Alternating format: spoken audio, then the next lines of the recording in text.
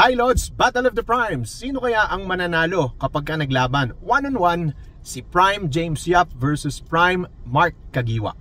Ayan ha. Alam mo, napakaswerte ko dahil nag-MVP si James Yap noong 2006 and 2010. Samantalang si Mark Kagiwa nanalo ng kanyang MVP noong 2012. So, those years, nasa PBA na ako, no? So 2006 ako pumasok. So nakita ko talaga, napanood ko in person yung peak years nitong dalawang players na ito. Talaga nakaka-excite, no? Nakaka-excite kapag magkaharap itong dalawang players na ito, no?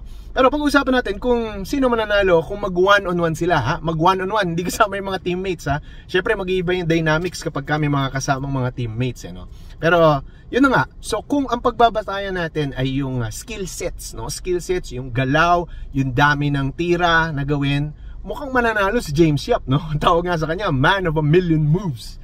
Di ba? Dami niyang galaw eh, no? Meron siyang poste, meron siyang fadeaway, may 3-point shot din siya.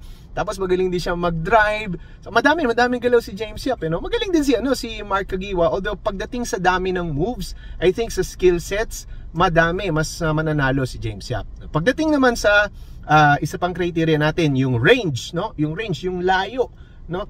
Parang pantay lang eh, no? Pantay lang kasi may 3-point shot dito si James Yap. May 3-point shot din itong si Mark Kagiwa. May jump shot yung dalawang ito, no? So malalayo yung range, no?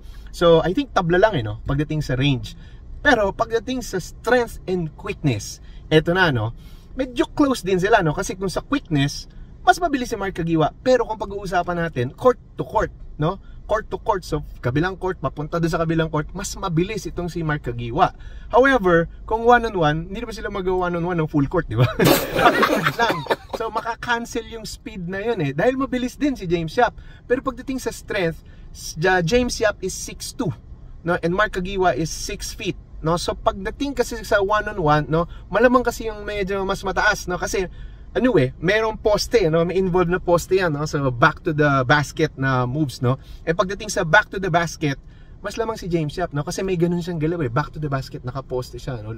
Low post, no? Si Mark Kagiwa kasi, ang strength talaga ni Mark Kagiwa is attacking the basket, no? Kaso pagka nag one-on-one kasi, dumarating yan, nagpoposte yan na yan eh, di ba?